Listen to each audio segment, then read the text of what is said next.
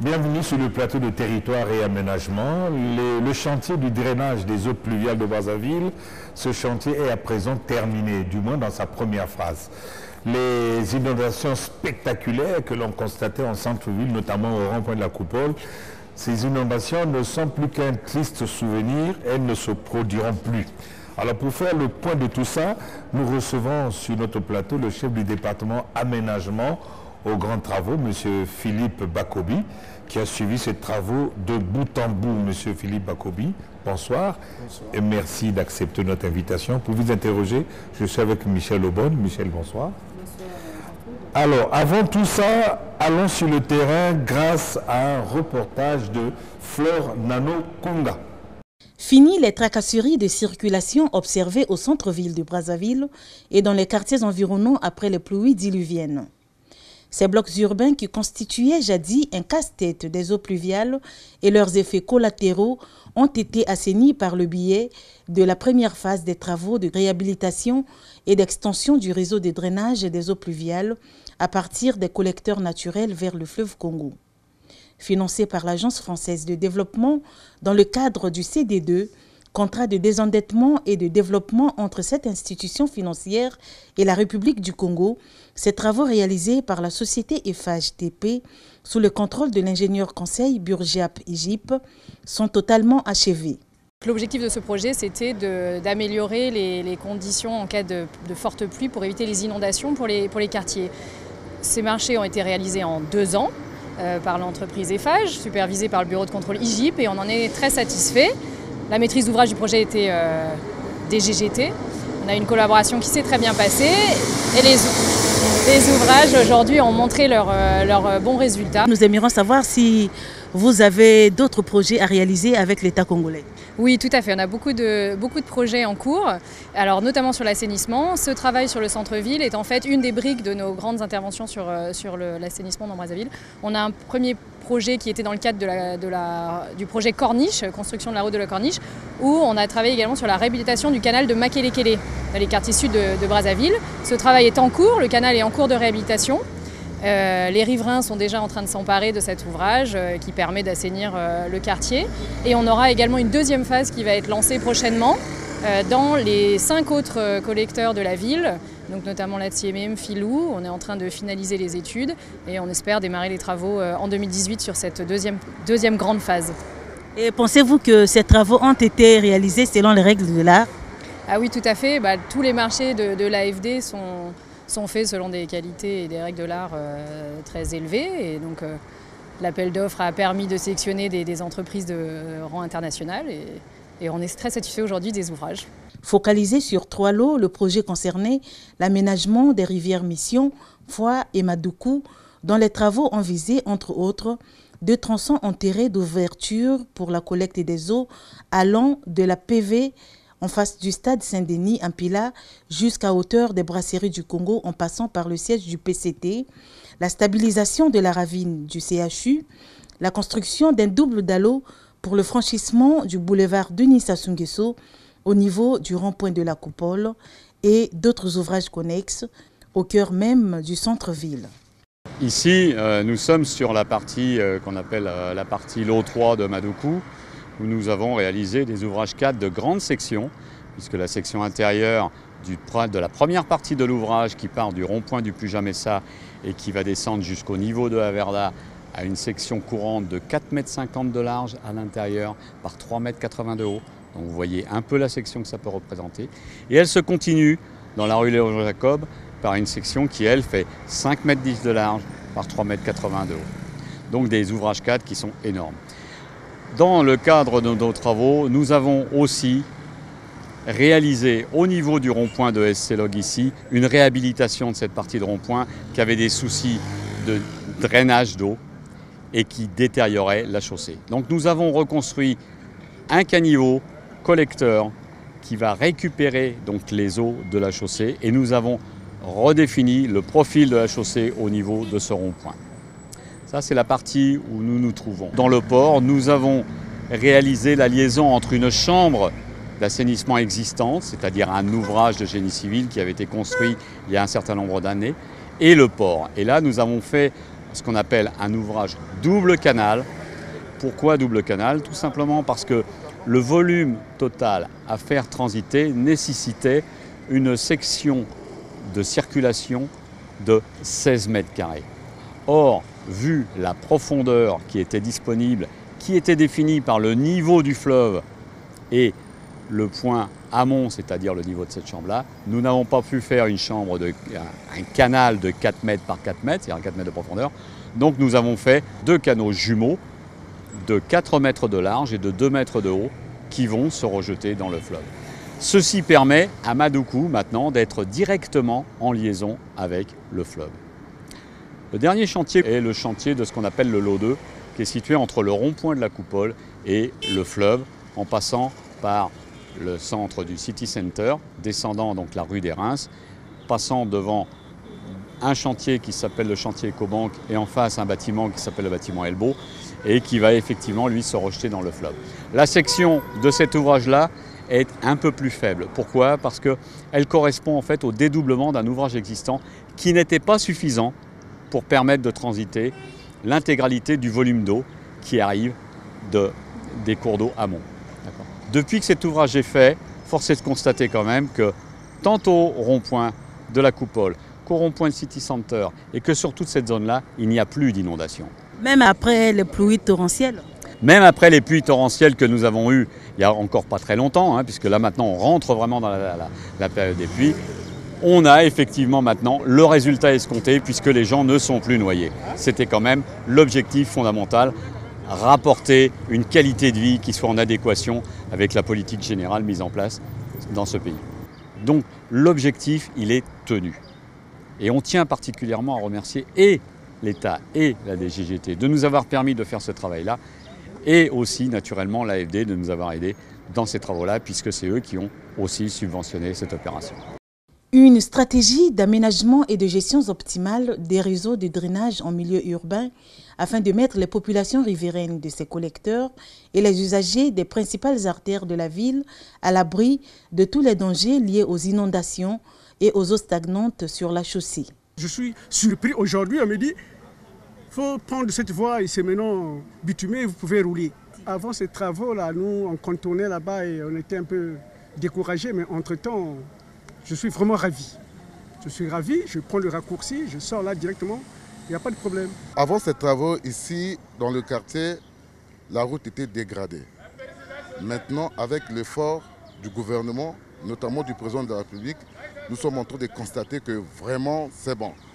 C'est un programme du gouvernement que nous soutenons, c'est dans le cadre c'est pas la municipalisation, non, c'est arranger la ville. Avant, ça inondait partout, il y avait des eaux. On a fait des gros caniveaux jusqu'ici, même le véhicule là peut rentrer à l'intérieur pour aller jusqu'au fleuve là-bas. C'est ce que depuis la pente hollandaise jusqu'ici, le grand souci nous reste qu'on achève vers la station le slog là-bas. Quand ça sera terminé, vraiment ça sera bon. Comme le goudron n'aime pas l'eau, il faudrait qu'après au moins une année, 2 ans, qu'on refasse encore le goudron. Vraiment pour ça, vraiment on est très content pour ça. Vraiment, c'est vraiment très important pour ça. En tout cas, coup de chapeau au président de la République. La première phase de ce projet est un pas très important pour le gouvernement dans la recherche des solutions pérennes à la dotation de la municipalité de Brazzaville d'infrastructures adéquates de drainage des eaux pluviales. Nous sommes venus ce matin au nom de la coordination technique de la délégation générale aux grands travaux, constater la qualité d'exécution des travaux du drainage de la première phase de la ville de Brazzaville. Nous pouvons confirmer que les travaux ont été exécutés selon les règles de l'art et ont été réceptionnés. Nous allons très bientôt nous attaquer à la deuxième phase des travaux de drainage des collecteurs de la ville de Brazzaville avec le financement de l'Agence française de développement. L'ingénieur conseil qui a suivi de bout en bout les travaux avec le concours du ministère de l'Aménagement, de l'Équipement du territoire et des grands travaux, maître d'ouvrage délégué, rassure que les principaux ouvrages de franchissement, les caniveaux dans les bassins versants, ainsi que tous les ouvrages complémentaires prévus respecteront la vitesse de l'écoulement des eaux, même en période de grande pluie. Ici, nous sommes sur l'ouvrage qu'on appelle le MFOA, qui donc est un délestage du collecteur MFOA existant, qui a été construit, exécuté sur une longueur d'à peu près 400 mètres, depuis le Dalo sur le boulevard Sassou Nguesso. C'est l'ouvrage que vous voyez, c'est l'ouvrage de son débouché, c'est l'ouvrage de section rectangulaire. L'ouvrage circulaire, c'était l'ouvrage existant qu'on a délesté donc, par le nouveau collecteur à côté. Et cela veut dire que pour chaque collecteur, vous avez prévu des bouches qui vont déverser de l'eau vers le fleuve?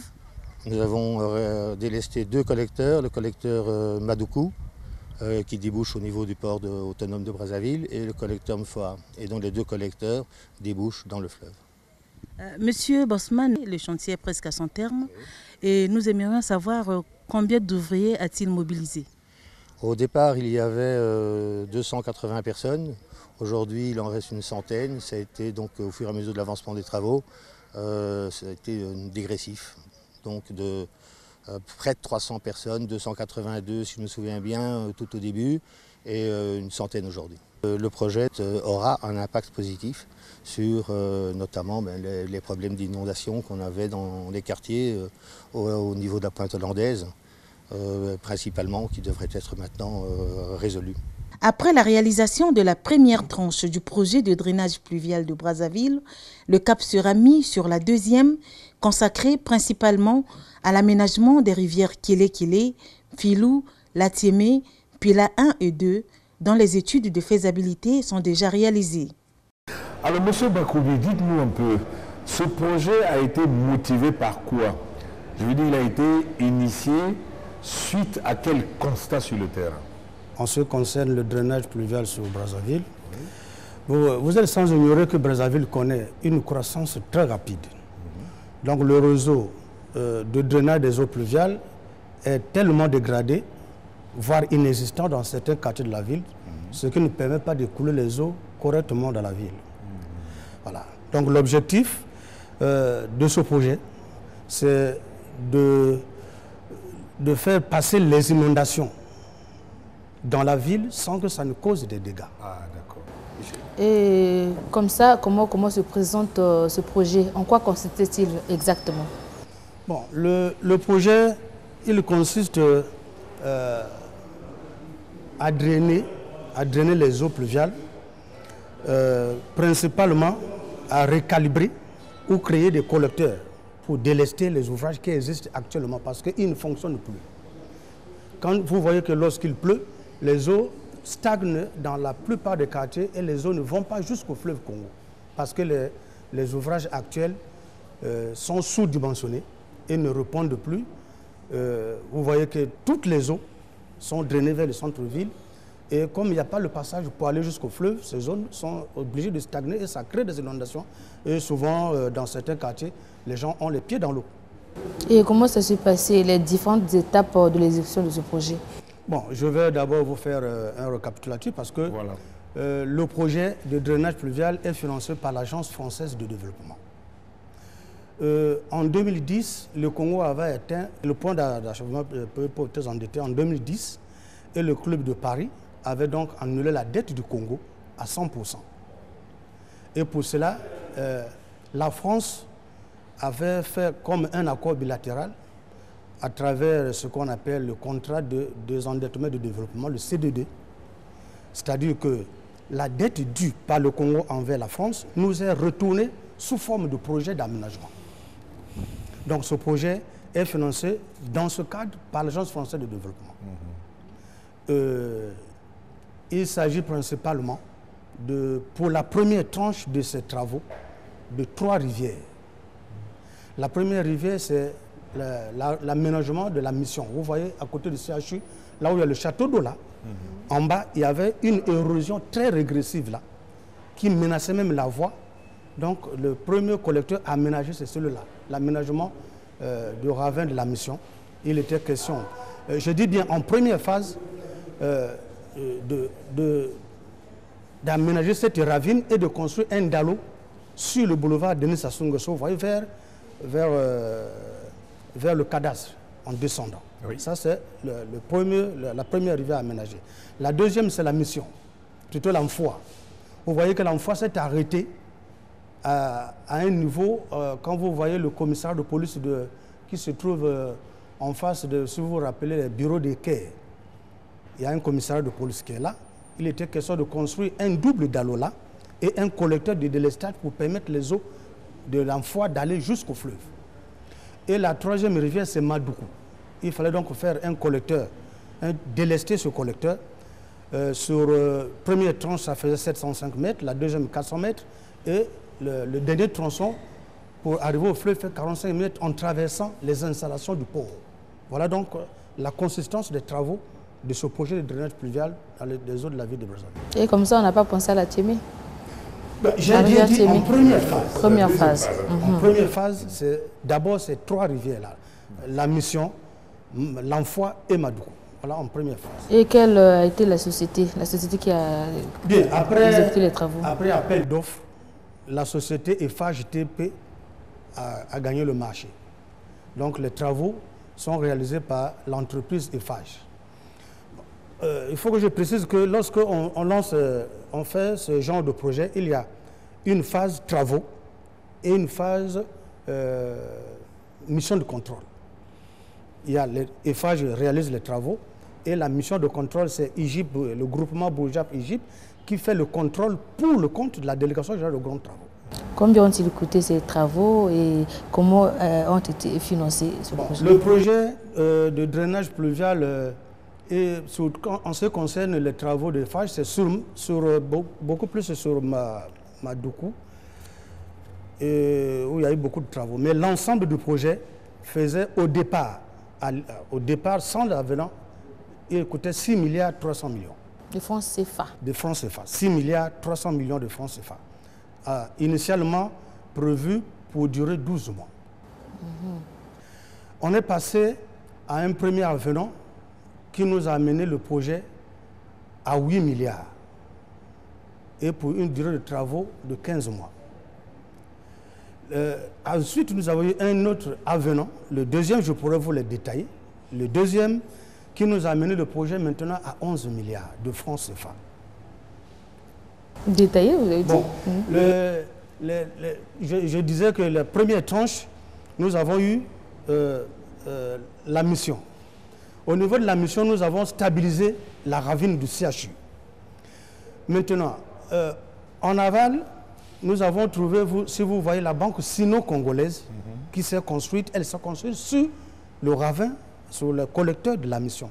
Si bien que les travaux qui étaient prévus sur ce tronçon ont été abandonnés parce qu'on ne pouvait plus passer par là. Maintenant, au niveau d'un fois, nous avons eu, on s'est confronté au problème des expropriations. Vous savez, quand on fait la canalisation des eaux, on va du fleuve pour remonter. Et vous voyez, il y a une banque, la Elbow, il y a le terrain, c'est un terrain qui appartient à un particulier. Ça nous a pris du temps pour pouvoir négocier l'expropriation. Et finalement, nous avons trouvé notre solution. On est passé de côté. Maintenant, à Madoukou, nous avons eu... je vais vous faire un rappel, parce que la population souvent ignore qu'il y a certains ouvrages enterrés. Si bien que les gens, sur le tronçon Madoukou, les gens ont construit sur un ouvrage qui existait déjà. Donc il a fallu faire des expropriations. Quand on a commencé l'étude, pendant qu'on veut commencer les travaux, les populations sont venues encore construire, si bien que nous avons été obligés, sur les 12 personnes à exproprier, de changer de tracé. Et on a indemnisé finalement que 9 et les 3 étaient maintenant hors tracé. Quand vous arrivez au niveau du commissariat de police, le tronçon fait par Eiffage devait s'arrêter là. Et il y avait un premier tronçon qui devait être fait par la société SIGC. Suite à certaines difficultés financières, la société n'a pas pu terminer ses travaux et ce tronçon est rentré dans le marché Eiffage, ce qui a créé l'avenant numéro 1. Chemin faisant, on s'est rendu compte que pour aller au fleuve, avant d'ouvrir Madoukou, si on avait ouvert Madoukou, ça allait causer des dégâts parce qu'il n'y avait pas le passage des eaux jusqu'au fleuve Congo. En traversant les installations du port de Brazzaville. On a trouvé une chambre là qui était abandonnée par une société chinoise. Donc Eiffage a dû récupérer encore de cette chambre jusqu'au fleuve sur 45 mètres. C'est ce qui a créé l'avenant numéro 2. Voilà, au regard de tous ces avenants, on comprend qu'il y a eu beaucoup de difficultés. Outre donc ces difficultés d'expropriation, quelles sont d'autres difficultés que vous avez rencontrées dans le déroulement? Je ne sais pas, des difficultés financières et techniques dans le déroulement du projet. Bien, mais moi, en début, je vous ai dit que c'était un projet financé par l'AFD sur contrat de désendettement et de développement. Donc, au début, nous avons eu une difficulté sur le décaissement des fonds. Ce qui fait que ça pèse sur le déroulement des travaux, puisque quand l'entreprise n'a pas les fonds, elle ne peut pas commencer les travaux. Donc, il y a eu une première difficulté financière, mais il y a eu aussi des difficultés d'ordre technique. Il y avait des pluies exceptionnelles qui ont fait que l'entreprise n'a pas pu travailler. Et puis, il y a eu des sociétés comme la SNE, Congo Télécom, qui avaient des câbles sous le passage.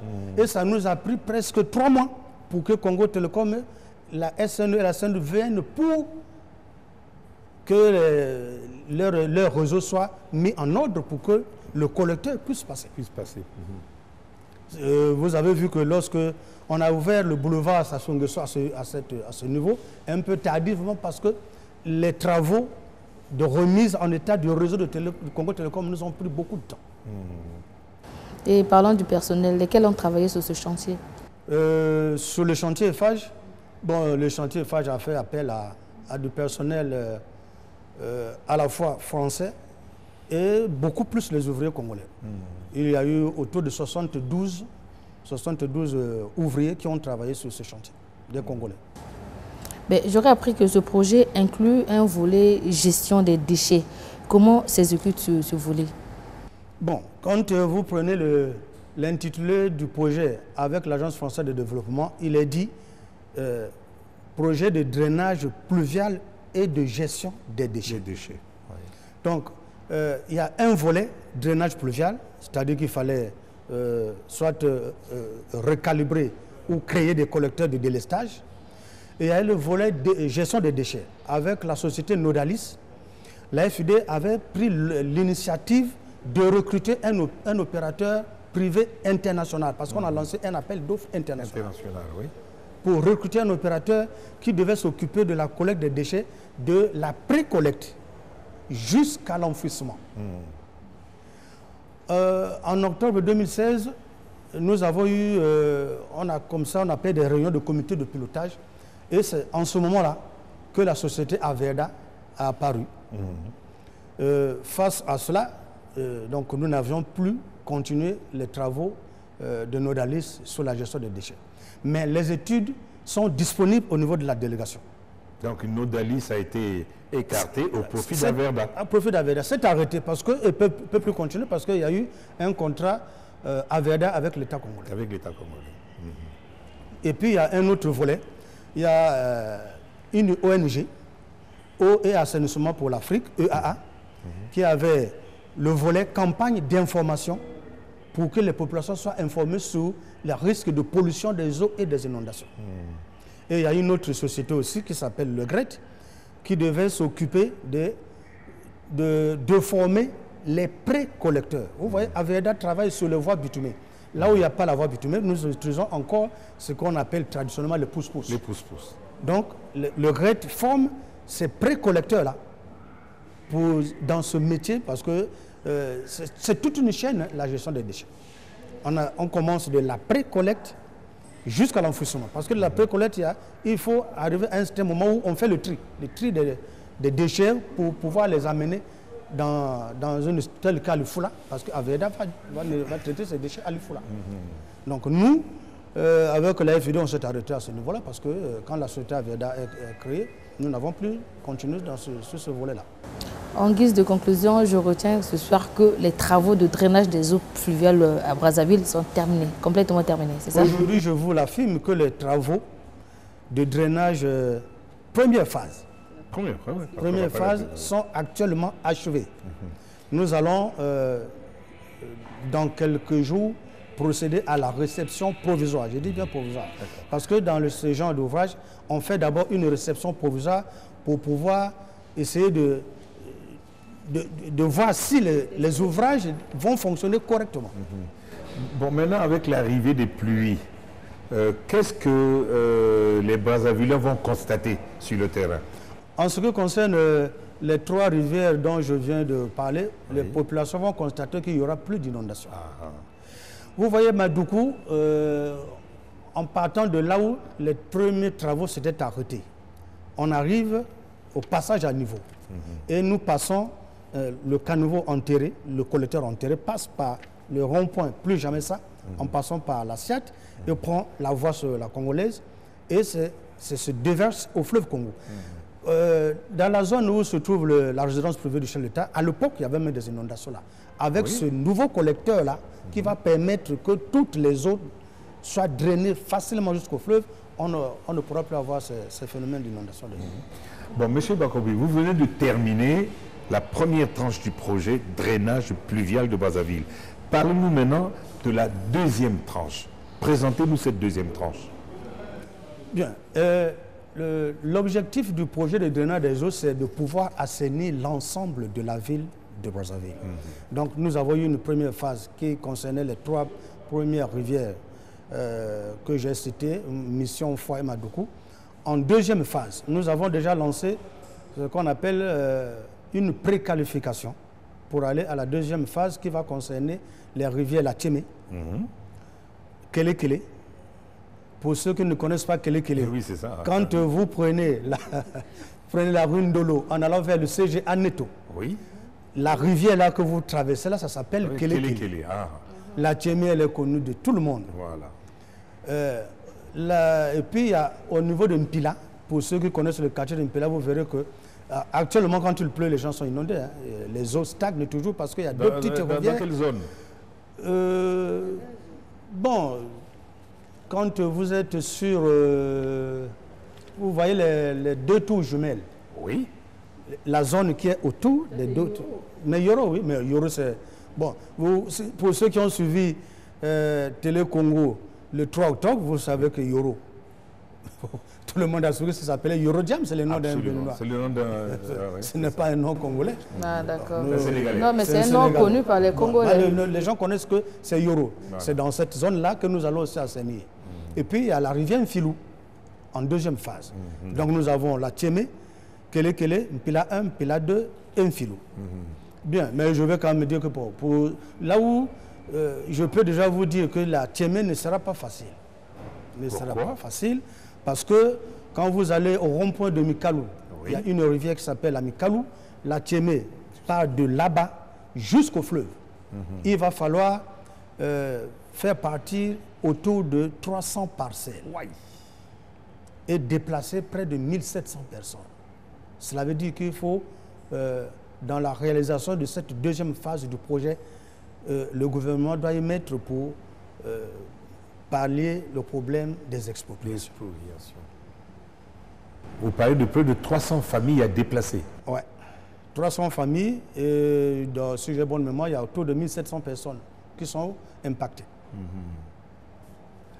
Mais donc, compte tenu de la situation financière du pays, on peut dire que ces travaux, ce n'est pas vraiment pour maintenant. Bien, mais cette question, il faut la poser au gouvernement. Moi, je suis technicien, je vous donne les données techniques. Puisqu'il s'agit d'un projet AFD qui n'est pas soumis aux aléas de la situation financière nationale, alors à quand le démarrage de ces travaux? Il faudra préciser que les travaux, ce qu'on appelle travaux, c'est financé par l'Agence française de développement. Maintenant, pour que l'entreprise qui sera choisie pour réaliser ces travaux puisse accéder au site, il faut que le gouvernement fasse ce qu'on appelle la libération des emprises. Donc il faut exproprier. Mais il faut exproprier nécessairement, obligatoirement. Il n'y a pas une autre solution que d'exproprier. Et sur la Tchémé, lors des études, nous avons prévu de retrouver le niveau de la Tchémé pour éviter d'étaler l'expropriation. Parce que si nous partons en largeur, nous allons prendre beaucoup plus de parcelles et ça va nous coûter très cher. Donc il faut aller retrouver le niveau de la Tchémé. De la Tchémé, oui. Et pour que on gagne un peu. Parce que de part et d'autre, on fait ce qu'on appelle des voies de service. Quand vous voyez sur l'Enfant et Madoukou, il y a des voies de service pour permettre à ce que les populations ne puissent pas avoir souvent directement accès avec les poubelles pour aller jeter souvent dans les rivières. Monsieur Bakoubi, je profite. Quand on parle de l'aménagement, il n'y a pas que les eaux fluviales, on parle des érosions. Qu'en est-il? Qu'en est-il? Je profite de l'occasion. Les érosions à Brazzaville, elles sont un peu partout. Déjà, vous voyez quand vous allez sur le viaduc, sur les 7 km de viaduc, il y a eu une pluie. Si vous faites un tour, vous verrez que le viaduc est menacé. Parce que les populations ont occupé d'une manière anarchique cette zone. Il est menacé à quel niveau? Mais tout le long. Tout le long. Le sol, il est beaucoup plus sablonneux. Donc, il ne résiste pas aux eaux de ruissellement. Et ça crée les érosions. Nous avons les érosions un peu partout, Congo-Chine vers Makabandilou.